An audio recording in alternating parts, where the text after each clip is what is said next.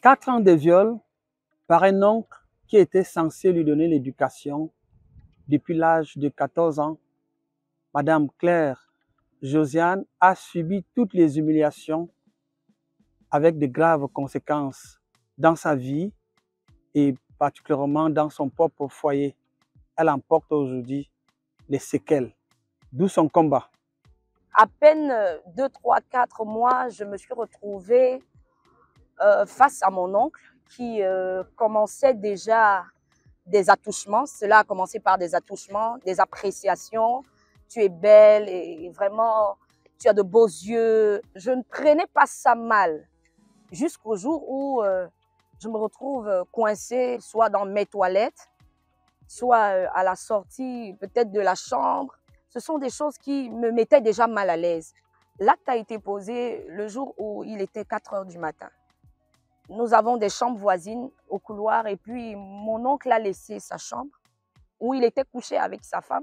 Il est entré dans ma chambre. Et quand il est entré dans ma chambre, il m'a dit « Tu ne parles pas. Tu écoutes ce que je te dis et tu fais ce que je te dis. » C'était un homme costaud, vraiment. Je lui disais « Papa, on ne fait pas ça à sa fille. » Et puis, il me déshabillait complètement, posément. Il me dit, mais tu ne dois pas parler, il faut que tu te taises. Je pleurais en silence. Lorsqu'on subit ces choses, nous avons ce qu'on appelle la pression de l'agresseur. Ce qui m'a intriguée, c'est que ma tante n'est pas sortie. Je vivais un enfer. Quand je le croisais, j'avais peur. Je ne voulais pas sortir de ma chambre. Parfois, je ne voulais pas aller à l'école. Plusieurs fois, je voulais crier, je voulais rentrer chez nous parce que j'ai fait appel à mon père. Je lui ai dit, papa, il est possible que pendant les congés, après l'école, est-ce que je peux rentrer à la maison? Mon père a dit, non, tu es bien ici, on te paye l'école, on prend soin de toi et si possible, même on va t'envoyer à l'étranger. Pourquoi tu veux rentrer? Et mon père ne voyait que ça. Et ma mère m'a dit, elle aussi, très femme, tellement soumise, elle a peur, elle avait tellement peur de son mari à ce moment. Elle me disait, s'il te plaît, il faut faire ce que ton père te dit, je ne veux pas de problème et tout. Alors, j'obéissais à mon père. J'obéissais à mon père. Et quand je suis repartie, c'était le même scénario. C'était pareil tout le temps. Je me retrouvais face à lui, ma tante n'est pas là. Et puis, il faisait ce qu'il voulait. À ce moment, je ne me battais plus parce qu'au début, je me débattais. C'était difficile. Je ne voulais plus aller à l'école. Je ne voulais plus parce que je me voyais, j'avais honte. J'étais totalement honteuse. Je me disais que ce qui se passe, tout le monde voit. Je n'arrivais pas, j'avais peur des hommes déjà. Je commençais à avoir peur de la gente masculine. Si je croisais mon maître ou mon professeur, je tremblais. J'avais toujours la tête baissée sur le table-banc. J'étais vraiment mal. Je me voyais en train de crier, soit il était sur moi. Je ne dormais plus de la nuit. Je souhaite que la sensibilisation soit beaucoup plus ouverte, qu'on en parle, parce que c'est tabou. Moi, je vous prendrai mon exemple.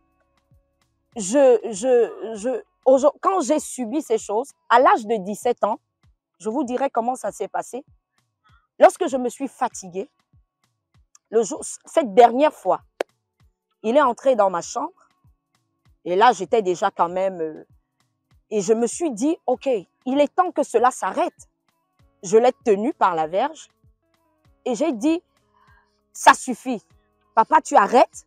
Et j'ai commencé à parler fort. Je criais, appelez mon père, je suis fatiguée. Je suis fatiguée de subir ça. Et vous voyez, à ce moment, ma tante ne m'a pas écoutée. Elle a ramassé mes affaires à 3 heures du matin. Elle a commencé à les balancer. Elle me dit, tu vas partir de chez moi et tout. Pendant toutes ces années, comment est-ce qu'elle peut ne même pas soupçonner les souffrances que je vivais chez elle? Alors, toutes ces personnes, ces victimes, subissent cela. Je me demande bien comment un enfant de 14 ans peut séduire un oncle qui a plus de 55 ans. Je me pose la question de savoir comment est-ce qu'une enfant de 4 ans a pu séduire son père pour qu'il abuse d'elle. Je mène ce combat déjà parce que beaucoup sont venus à moi après avoir écouté mon témoignage et qui ont eu le courage de pouvoir s'ouvrir. Mais déjà, il y a une grande majorité qui n'ont pas ce courage, qui préfèrent se taire et subir ce genre d'agression.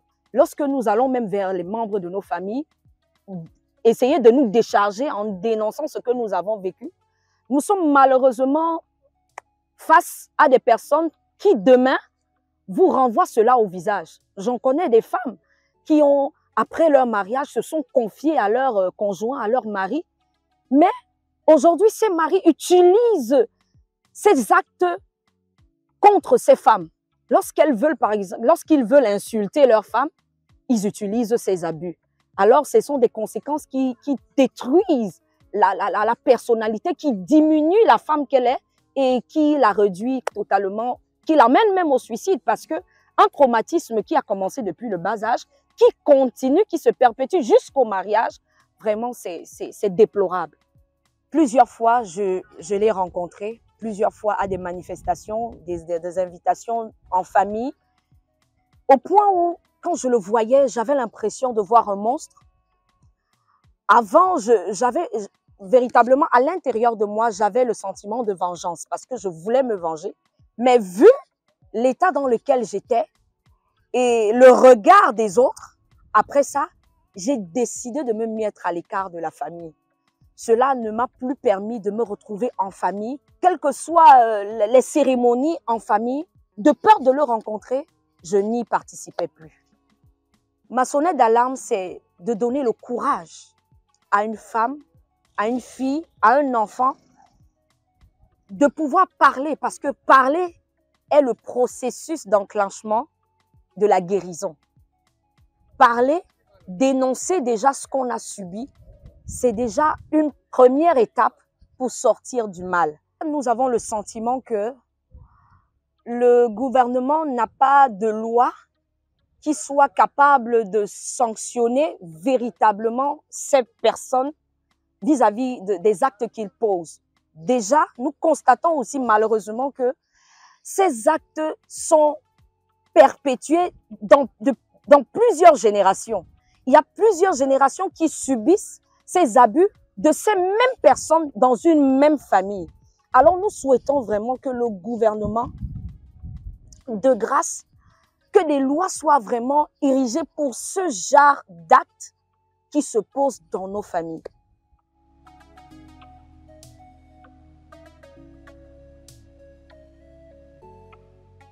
On espère que cette dénonciation va permettre à la société tout entière d'avoir une nouvelle attitude pour faire bouger les lignes, aussi bien dans les familles, mais aussi auprès de ceux qui sont censés légiférer pour stopper l'hémorragie.